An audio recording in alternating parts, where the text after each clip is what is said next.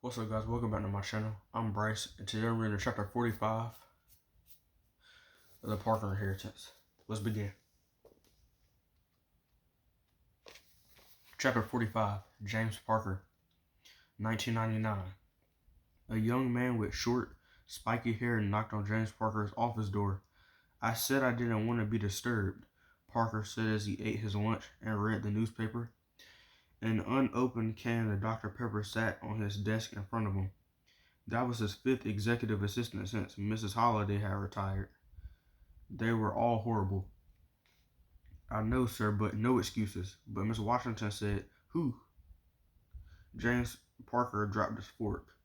It bounced off his desk and fell to the floor. Siobhan Washington? Yes, sir. She's on the phone. She put the call through immediately. James Parker wiped his mouth and took a deep breath. His phone lit up in front of him. Siobhan, he asked. His voice was so hopeful. Hey, Reggie, she said, but she did not sound like Siobhan from 1957 or even 1986. The voice on the other end was ragged, raw, tired. Are you sitting down? She asked. You should sit down. There's something I have to tell you. 2 days later, Parker pushed Siobhan Washington's wheelchair across the national lawn in D.C. She could still walk, but she tired easily. Plus, Parker liked taking care of her. He had wrapped 2 blankets around her legs before getting out of the car, but she still felt cold. Her old bracelet was too big for her wrist, but after being away from it for so long, she refused to remove it. She wore a warm knit cap that hid her balding head, but Parker only saw the woman he had loved for most of his life. They came to a stop. The Lincoln Memorial sat ahead of them. The Washington Monument stood at their backs. You're staring again, she finally said. I'm sorry, he turned away. No, it's okay, I like it. She smiled as their gazes met. I've always loved your eyes, so gray, so stunning. Some say they're cold. Yes, but not when you look at me. She patted his hand. I have a riddle for you. Ready? He arched his eyebrows, surprised. Sure, go ahead. She cleared her throat. It was so much raspier than before. Here goes. I am larger than 3 and smaller than 4. To make me your food, I need a little more than a small, simple vowel tacked on to my ending. What am I? P.S. I'm still winning. He laughed. The last I checked, I had the lead. Didn't we have a conversation about you letting your girlfriend win? She ran her thumb over his knuckles. Plus, I needed a way to make it rhyme. So, do you have a guess? Parker repeated the riddle in his head. A hint? He finally asked. It was one of your favorite desserts. Sweet potato was your pie, he said. Pie, plus the letter E. Very good. He leaned into her and whispered, but I'm still winning. They sat like this for a while, their arms pressed against each other. They're going to build a memorial for MLK over there, he said after a few moments, pointing over his shoulder. Maybe I should make a donation. That sounds like a good use of your money. I would rather use my money to fly in a specialist. I don't care about the cost. Reggie, I would let you if I thought it would do any good.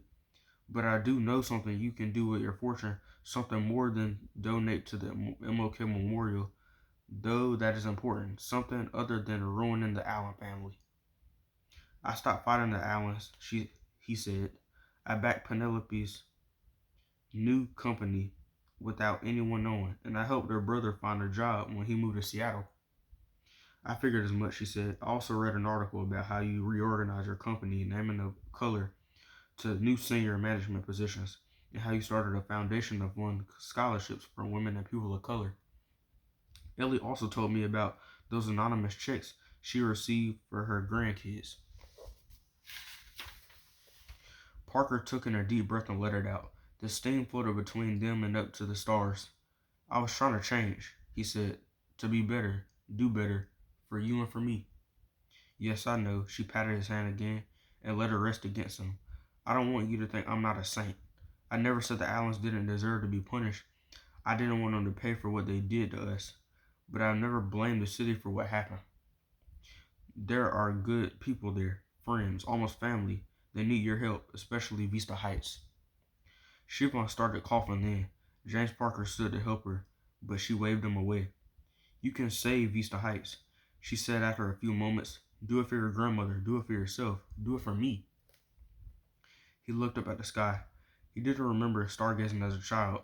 He was always too busy looking at the ground, trying to survive from one day to the next. He had the moon and stars been just as brilliant when he was a kid. Remember that book you liked so much, she asked? The Weston Gang? Of course, I read it every year. She squinted at him. Why do you ask? What's going on in that head of yours? Parker didn't know it yet, exactly. All he had was a seed, newly planted by Siobhan's last riddle, pi plus E. In her favorite book, The Beginnings of an Idea that could honor Siobhan's family, force the city to face its dark past, and acknowledge what had happened so long ago. If I help the city, if I do this, the people will have to work for it. Puzzle over it, Parker said. I won't make it easy for them. I want them to remember what they did for you and your family. That sounds fair, but I don't make it too hard.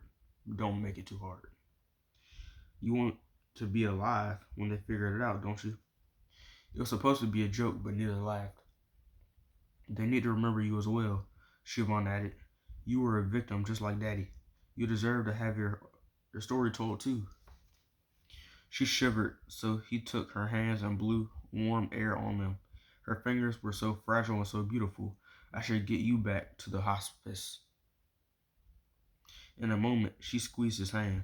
I'm glad you're here. I was stupid. I never should have left. I should have fought harder to. We both have made mistakes, she said. She reached up and touched his cheek. I'm so proud of you. She glanced at the paper bag at his feet. Did you bring the wine?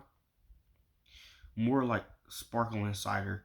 He pulled a thermos from the bag, then poured cider into 2 paper cups. He had considered bringing Coca-Cola, but he didn't care about the past right then. He wanted to be in the present with her.